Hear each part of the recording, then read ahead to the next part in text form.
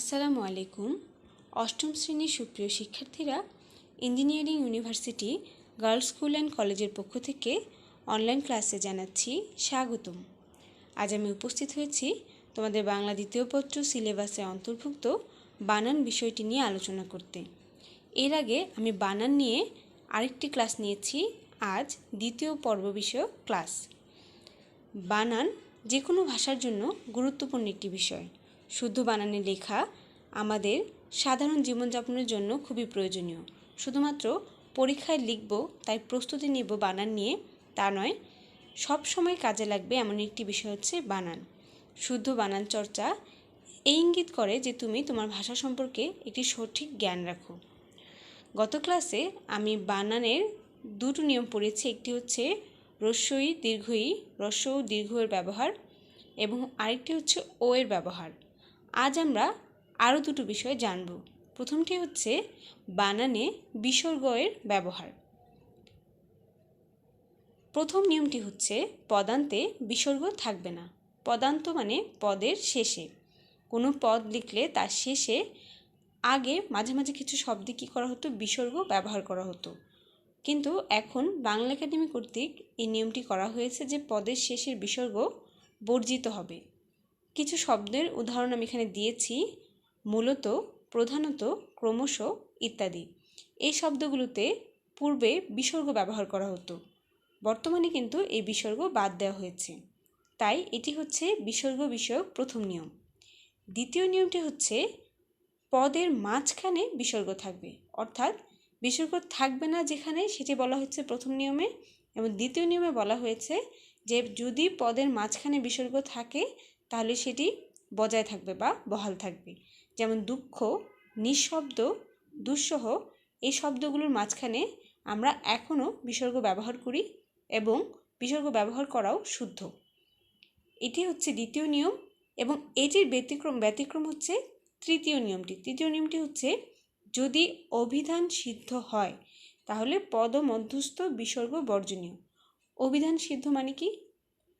অভিধান মানে ডিকশনারি। বাংলা ভাষার যে অভিধান আছে সেখানে যদি কোনো কোনো শব্দের মাঝখানে বিসর্গ বাদ দেওয়া হয় তাহলে আমরা সেটা অবশ্যই বাদ দিব। যেমন নিঃশ্বাস, দুস্থ, বহিস্থ এই শব্দগুলোর মাঝখানে পূর্বে কি করা হতো, বিসর্গ দেওয়া হতো। কিন্তু বর্তমানে অভিধানে আছে যে বিসর্গ বাদ দিতে হবে, তাই আমরা এই সকল শব্দে আমরা বিসর্গ বাদ দিব। এটি হচ্ছে দ্বিতীয় নিয়মটার ব্যতিক্রম। দ্বিতীয় নিয়মে বলা হয়েছে যে পদের মাঝখানে বিসর্গ থাকলে আমরা দিব, কিন্তু এই নিয়মটা বলা হয়েছে কিছু ব্যতিক্রম শব্দ আছে যেগুলো মাঝখানের বিসর্গ আমরা বাদ দিব, কারণ হচ্ছে অভিধানে দেওয়া আছে যে মাঝখানের বিসর্গটা বাদ দিতে হবে। তাহলে বিসর্গের তিনটা ব্যবহার আমরা দেখলাম। বিসর্গের এই তিনটে ব্যবহার জানতে পারলে বিসর্গ নিয়ে যে জটিলতা সৃষ্টি হয় লেখার সময় সেটি আর থাকবে না। পদের শেষে বিসর্গ আমরা দিব না, পদের মাঝখানেগুলো দিব, আর ব্যতিক্রম কিছু শব্দের মাঝখানের বিসর্গ আমরা বাদ দিব। তাহলে এর পরের নিয়মটা আমরা চলে যাব। এটি খুবই গুরুত্বপূর্ণ একটি নিয়ম, সেটি হচ্ছে বানানে মূর্ধন্য ও দন্তন্য এর ব্যবহার। এই বিষয়টি এতটাই গুরুত্বপূর্ণ যে তোমরা যখন একটু উচ্চতর ক্লাসে যাবে তখন দেখবে যে নত্যবিধান, সত্যবিধান এরকম দুটো বিষয় আছে। এর মধ্যে এটি হচ্ছে নত্যবিধানের একটি রূপ। নত্যবিধান অর্থাৎ আমরা ভাষায় কোথায় দন্তন্য ব্যবহার করব এবং কোথায় মূর্ধন্য ব্যবহার করব এই বিষয়টি নিয়ে নত্যবিধানে আলোচনা করা হয়। তো তোমাদের এখানে নিয়মগুলো দেওয়া হয়েছে। আমরা এখন দেখব যে কি কি নিয়ম আছে, যে কোথায় আমরা দন্তন্য ব্যবহার করব এবং কোথায় মূর্ধন্য ব্যবহার করব। প্রথম নিয়মটি হচ্ছে তৎসম শব্দে যুক্ত ব্যঞ্জনে ট বর্গীয় বর্ণের পূর্ববর্তী দন্তন্য ধ্বনি মূর্ধন্য ন হয়। একটু লক্ষ্য করতে হবে এখানে কি কি ব্যবহার করা হয়েছে। তৎসম শব্দে অর্থাৎ সংস্কৃত ভাষা থেকে সরাসরি যে সকল শব্দ আমাদের ভাষায় এসেছে সেই শব্দগুলোর মধ্যে যদি যুক্ত ব্যঞ্জন তোমরা দেখো এবং সেই যুক্ত ব্যঞ্জনগুলো হয় ট বর্গীয়। আমরা জানি 5টি বর্গীয় বর্ণের সমষ্টি, মোট 25টি বর্গীয় বর্ণ আছে। বর্গ হচ্ছে 5টা বাংলা ভাষায়, ক বর্গ, চ বর্গ, ট বর্গ, ত বর্গ এবং প বর্গ। ট বর্গে আছে ট, ঠ, ড, ঢ এই বর্ণগুলো। এই 4টা বর্ণের পূর্বে যদি কোনো দন্তন্য তোমরা দেখো তাহলে সেই নটা তোমরা পরিবর্তন করে মূর্ধন্য দিবে যদি সেই শব্দটি সংস্কৃত শব্দ হয়। অর্থাৎ সহজ ভাষায় বলতে গেলে যদি তোমরা কোনো সংস্কৃত শব্দ লেখো যেখানে ট বর্ণের সাথে একটি ন যুক্ত আছে, ট বর্ণ অথবা ট ঠ ড ঢ এই চারটি বর্ণের যে কোনো একটির সাথে ন যুক্ত আছে, তোমরা সেই নটি অবশ্যই মূর্ধন্য ন লিখবে। যেমন দেখো, ঘণ্টা, কণ্ঠ, পণ্ডিত, দণ্ড। ঘণ্টা শব্দটি লক্ষ্য করো, এটি একটি তৎসম শব্দ। এখানে ট বর্গীয় ধ্বনি আছে একটি, ট বর্গীয় বর্ণ কোনটি? এটি ট। ট এর আগে একটি ন যুক্ত আছে। যদি এই নটি কেউ দন্ত ন লেখে তাহলে কি হবে? তার বানানটি ভুল হবে, কারণ আমরা এইমাত্র নিয়মে পড়েছি যুক্ত ব্যঞ্জন হলে, ট বর্গীয় ধ্বনি হলে আর তৎসম শব্দ হলে আমরা সেখানে মূর্ধন্য ন ব্যবহার করব। ঠিক তেমনি কণ্ঠতে ঠ হচ্ছে ট বর্গীয় ধ্বনি, ঠ এর পূর্বে আছে ন এবং এটি একটি তৎসম শব্দ, তাই এই নটি হবে মূর্ধন্য। পণ্ডিত দণ্ডতেও একই নিয়ম ব্যবহৃত হয়েছে। তাহলে প্রথম নিয়মটি আমরা দেখলাম। এর পরবর্তী নিয়মটি হচ্ছে, যদি তৎসম শব্দে তোমরা দেখো রি আছে অথবা রিকার আছে, র আছে, রফলা আছে, রেফ, মূর্ধন্য স অথবা ক্ষিয়, এই বর্ণগুলোর যে কোনো একটি আছে, তারপরে যদি কোনো ন তোমরা দেখো সেটা অবশ্যই মূর্ধন্য ন হবে। তাহলে এখানে শর্তটা কি? শব্দটি প্রথমত সংস্কৃত হতে হবে, অর্থাৎ তৎসম শব্দ হতেই হবে। শব্দটির মধ্যে রি, রিকার, র, রফলা, রেফ, মূর্ধন্য স, ক্ষিয় যে কোনো একটি থাকতে হবে এবং এর পরপরই যে নটা আছে সেই নটা কী হবে? মূর্ধন্য ন হবে।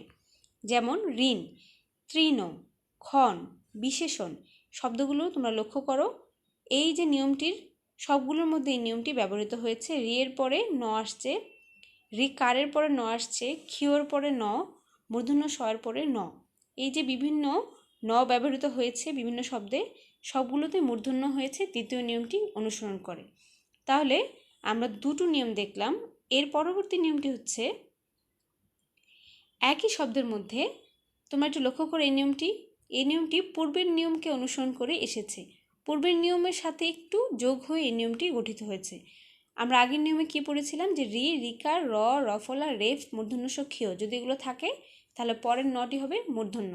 এখানে পার্থক্যটি হচ্ছে, এই বর্ণগুলোর পরে যদি কোনো স্বরবর্ণ থাকে অথবা ক বর্গ, প বর্গ, অন্তস্থ জ, অন্তস্থীয় হ, অনুস্বার, এই বর্ণগুলোর যে কোনো একটা থাকে অথবা একাধিক বর্ণও থাকে, তাহলে এরপরে যে নটা হবে সেটা হবে মূর্ধন্য। এখানে বর্গীয় ধ্বনির কথা আছে, ক বর্গ, প বর্গ। আমরা জানি ক বর্গে আছে ক, খ, গ, ঘ। প বর্গে কি বর্ণ আছে? প, ফ, ব, ভ। অর্থাৎ র বা রিকার, রফলা এগুলোর পরে যদি স্বরবর্ণ বা এর পরবর্তী যে বর্ণগুলো বলা হয়েছে এগুলোর মধ্যে যে কোনো একটা থাকে অথবা একাধিক থাকে, তাহলে এর পরের নটা কি হবে? মূর্ধন্য ন। উদাহরণ দিই, ব্যাপারটি স্পষ্ট হবে। কৃপণ, এই শব্দটি লক্ষ্য করো, এখানে ক এর সাথে আছে কি? রিকার। ক এর পরপরই যদি ন আসতো তাহলে আমরা 2 নম্বর নিয়মটা অনুসরণ করে এখানে অবশ্যই মূর্ধন্য ন ব্যবহার করতাম। কিন্তু এখানে আমরা কি দেখলাম? নতুন আরেকটি নিয়ম, যে রিকার আর ন, এই যে মূর্ধন্য, এটার মাঝখানে কি আছে? প আর অ আছে। যেহেতু আমাদের এই নিয়মে বলা আছে যে র, রিকার এগুলোর পরে যদি ক বর্গ, প বর্গ বা স্বরবর্ণ এগুলো থাকে তাহলে পরের নটি মূর্ধন্য ন হবে। এই নিয়মটি অনুসরণ করে কৃপণ শব্দটি মূর্ধন্য ন ব্যবহার করেছি। অগ্রহায়ণ, অপেক্ষমান এগুলো একই নিয়ম অনুসরণ করে মূর্ধন্য ন আমরা ব্যবহার করেছি। 4 নম্বর নিয়মটি হচ্ছে প্র, পরা, পরি, নির। এই 4টি উপসর্গের পর নম, নস, নি, নু, অন, হন প্রভৃতি ধাতুর দন্তন্য সেই জায়গায় কি হবে? মূর্ধন্য ন হবে। প্র, পরা, পরি, নির এই 4টি হচ্ছে উপসর্গ। আমরা কি পড়েছিলাম? উপসর্গ কি?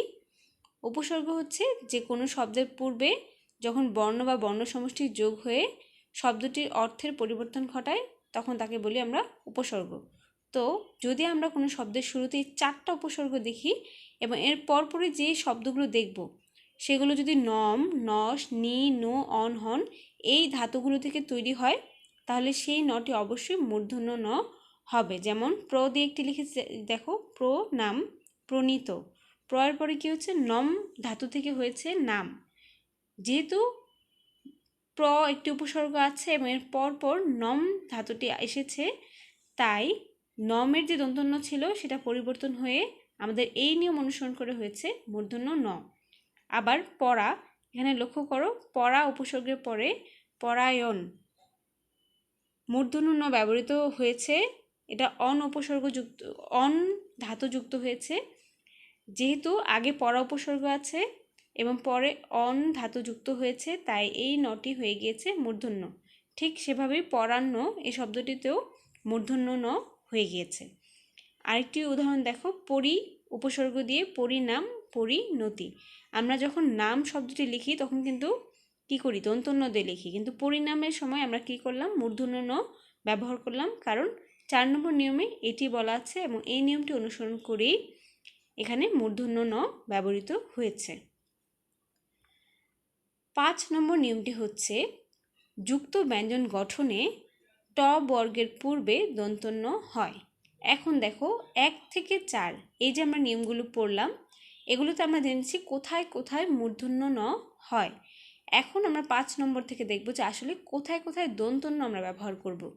প্রথমেই যেটি বলা হয়েছে যে যদি যুক্ত ব্যঞ্জন গঠনে ট থাকে এবং তার পূর্বে দন্তন্য হয়, তাহলে আমরা পরিবর্তন করব না কোন সময়, যখন শব্দটা তৎসম হবে না।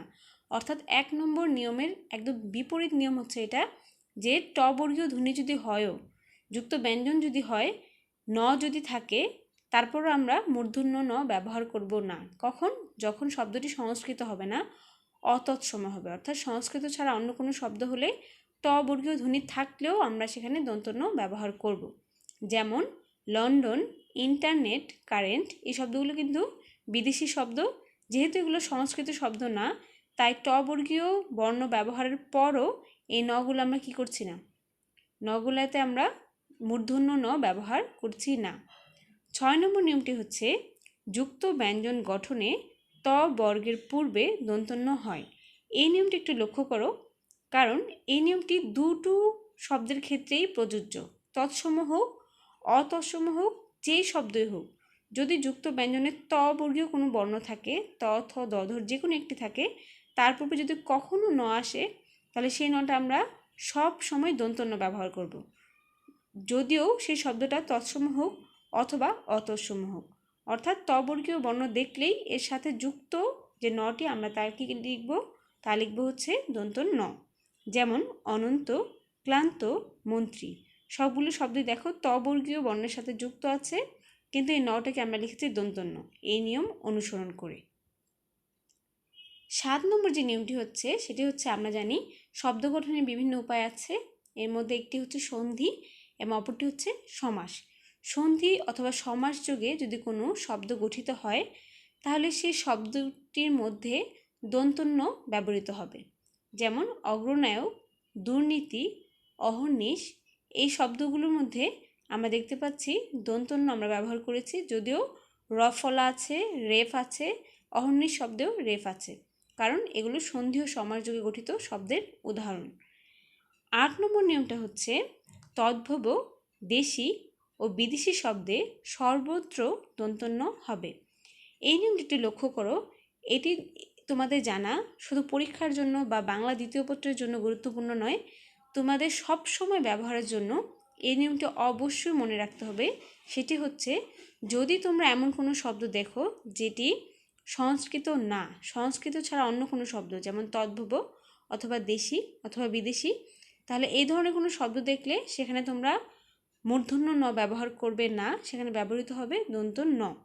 এটা হচ্ছে একটি মৌলিক জ্ঞান, যেটা যারা ব্যাকরণ নিয়ে গবেষণা নাও করে, ব্যাকরণ নাও পড়ে, তাদের জানতেই হবে যে সংস্কৃত শব্দে শুধুমাত্র মূর্ধন্য ন ব্যবহার হয়, আর সংস্কৃত ছাড়া আর কোনো শব্দে মূর্ধন্য ন ব্যবহৃত হয় না। তাহলে এই শব্দের উদাহরণগুলো আমরা দেখি। কোরআন, চিরুনি, গ্রিন, আয়রন, এই সবগুলো কিন্তু অতৎসম শব্দ, তাই সবগুলোতে দন্তন্য ব্যবহৃত হয়েছে, যদিও এর আগে র আছে, রফল আছে, তারপরও মূর্ধন্য ন হয়নি, যেহেতু তৎসম শব্দ নয়। তাহলে 8টি নিয়ম আমরা দেখলাম। নত্যবিধান, যেটা বাংলা বানানে খুবই গুরুত্বপূর্ণ একটি বিষয়। আজকে আমরা দুটো বিষয় দেখলাম, এটি হচ্ছে বিসর্গের ব্যবহার, অপরটি হচ্ছে নয়ের সঠিক ব্যবহার। আজ এতটুকুই থাক, তোমরা পরবর্তী ক্লাসে তোমাদের সাথে আবার আমার কথা হবে। সে পর্যন্ত এই আজকের পড়ানো বিষয়গুলো চর্চা করতে থাকো। তোমরা সবাই ভালো থাকো, সুস্থ থাকো। তোমাদের সাথে কথা হবে পরবর্তী ক্লাসে। ধন্যবাদ।